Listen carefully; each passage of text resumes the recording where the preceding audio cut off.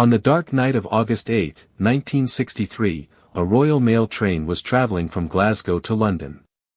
One of the train's carriages contained bags full of currency notes, equivalent to £67 million today, or 8 billion Indian rupees, approximately 8 billion Indian rupees. Train driver Jack Mills was speeding through the night when suddenly, a signal at a level crossing flashed red. This was unusual for the driver, as a red signal at that time and place meant nothing. Driver Jack Mills immediately applied the brakes and stopped the train on the deserted road. For a brief moment, silence reigned. But behind this silence lay a master plan that would carry out the biggest robbery of the century, the Great Train Robbery, in which the train itself was stolen. This is once again a delightful sight in Udarajput officials' videos. Viewers, it sounds like something out of a movie. But in real life, robbers have pulled off a suspenseful plan and robbed millions of pounds from a British government train without firing a single shot. It all began months earlier when a group of London's most notorious criminals teamed up to plan a new heist. Bruce Reynolds, the mastermind behind the plan, and a few of his associates carried out an unprecedented heist. He began to formulate a plan. He had a secret from the Royal Mail, Britain's national postal service. He had received this secret from a senior Royal Mail security officer whose name was unknown. The information was that a special compartment was to be used on the train from Glasgow to London. Also known as high-value packages, or HVPs, a large sum of money was to be transported on a particular day, and they had to rob this particular compartment. Bruce Reynolds and his associates were well-known criminals, but they had no experience robbing trains. So, they enlisted the help of another London gang, also experienced in train robbery. This notorious gang was known as the South Coast Raiders. Gradually, the team grew, and now more than 15 people were involved. They were determined to rob a government train without firing a shot. But this was no ordinary robbery. Stop a train and rob it. Months of planning went into the plan. On August 7, 1963, at 6:50 p.m., the train departed Glasgow Central Station for London. It was scheduled to arrive at London's Euston Railway Station at 4 a.m. the next day. This train had a total of 12 coaches, and 72 post office staff were present to sort mail during the journey. This train was specifically designed to drop off parcels and post in various cities. Therefore, it had to drop parcels at various stations without stopping. Whenever a station arrived, the local post office staff would set up a special elevated platform. Sacks would be hung on the train. As the train passed the platform, it would slow down, and the staff inside would catch the sacks with a net. Similarly, the sacks containing the mail that had to be dropped at that station would be unloaded as it moved along the platform. Through this process, the mail was distributed to various stations without stopping. The coach in which the robbery was to take place had not yet been attached to the train. It was safely parked at Nain Valley Railway Station. This coach was called HVP, high-value packages, because it mostly contained large amounts of cash, which people used to send money orders to other cities at that time. In 1960, that is, 3 years before this sentence, the Post Office Investigation Branch, IB, had instructed to install security alarm systems in HVP coaches to enhance their security. In 1961, these security alarm systems were installed in 3 HVP coaches, and the old coaches which did not have security alarms were kept in reserve. But the day of the robbery was the most crucial day, and the HVP coaches with 6 security alarms were out of service on that day. Hence, a reserve coach M3024M had to be used, which did not even have any security system. This was a very important day. The robbers received a significant tip from a Royal Mail insider. When the train from Glasgow arrived at Nain Valley Railway Station, railway staff connected the HVP coach second to the engine. This was the first tip the robbers received, but the second was even more important. Normally, HVP coaches contain around £300,000. However, because last week was a bank holiday weekend, the cash on the day of the robbery was around £3 million. And this was tip number 2.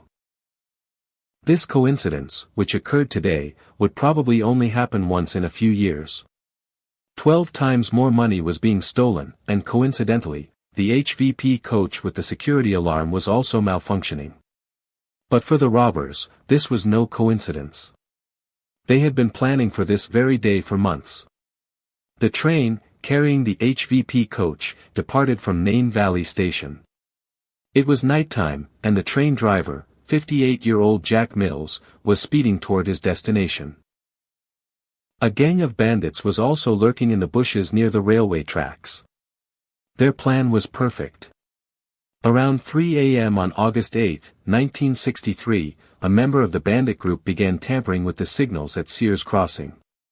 He tried to hide the green light. They stuck a glove in front of him and used a battery to operate the red light. Then they all hid and waited for the train. When the train approached Sears Crossing, the driver was surprised to see the red light, as trains are not normally stopped at this crossing, especially Royal Mail trains. Jack Mills applied the brakes and stopped the train precisely at the signal. Suddenly, a silence fell over the train. Meanwhile, the assistant driver, also known as the second man, got off the train to contact the signalman using the telephone installed on the line side. When he picked up the telephone, he discovered that the line was cut, which was part of the bandits' plan. Just as the second man was about to turn back and go to the engine, bandits emerged from the bushes and overpowered him. Some bandits climbed up both sides of the engine and even tried to overpower the driver. When Jack Mills resisted, one of the bandits hit him on the head with an iron rod, causing him to fall unconscious on the driver's seat. The robbers had come with a well-planned operation. While this commotion was unfolding in the engine, some team members managed to separate the first two coaches after the engine from the rest of the train. Their plan was to move the train away. But where? The Bredeco Bridge was located about a kilometer from Sears Crossing, and the bandits' truck was located there. They had also brought a retired railway driver with them, whose job was to take the train to the Bredeco Bridge.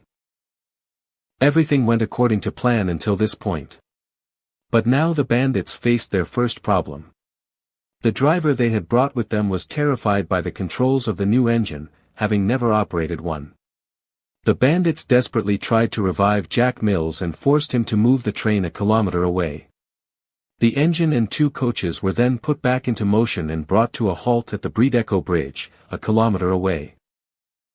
Meanwhile, the staff in the remaining coaches, who had been left behind, were unaware of the train's stoppage. Upon reaching Bredeco Bridge, the bandits broke down the door of the HVP coach, entered, severely injured 5 staff members, tied them face down with ropes, and began their operation. The HVP coach contained 128 sacks full of cash, including £1, £5, and 10-shilling notes. Their total weight was approximately 20 tons. The train was on a bridge, and the road below was on the ground. A truck was parked there. According to the bandits' plan, they had only 15 minutes. So, they formed a human chain and loaded 120 of the 128 sacks into the truck one by one. The remaining 8 were left behind due to time constraints. Their plan had worked perfectly.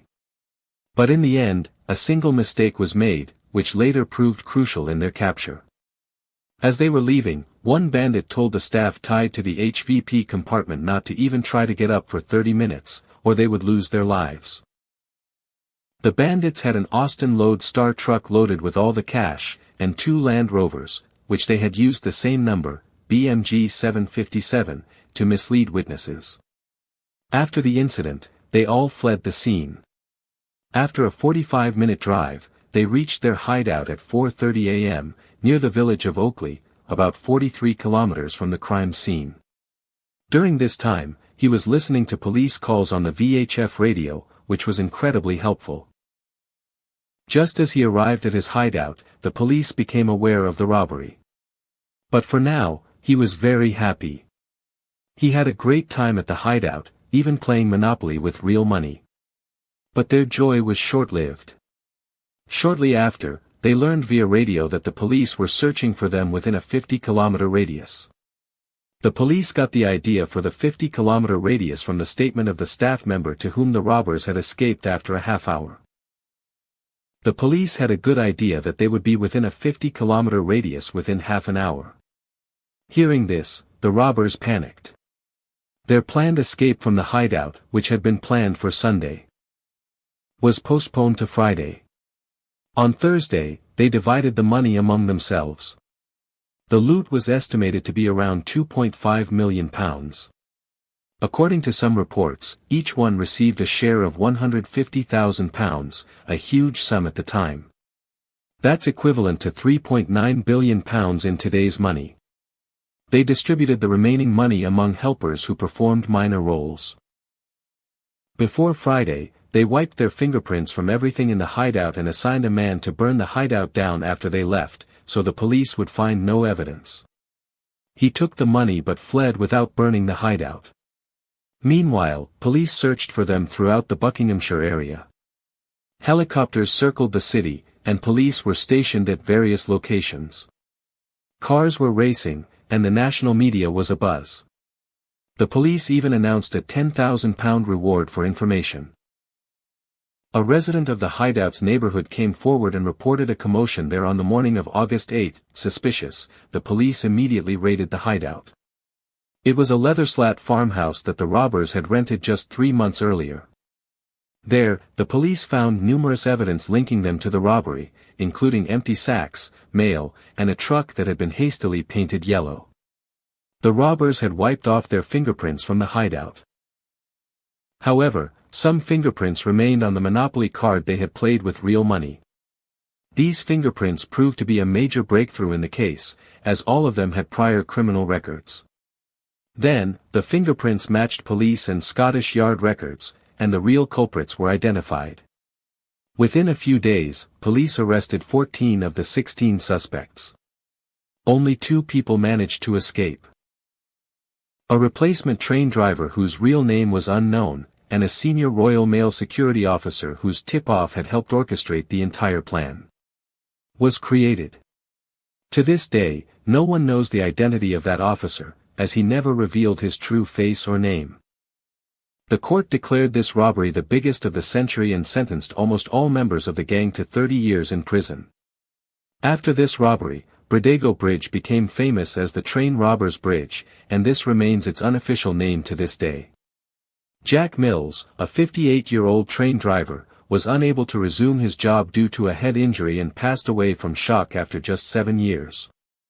We hope you will like and share this Uday Rajput official video. Thank you so much for your loving comments. See you in the next great video.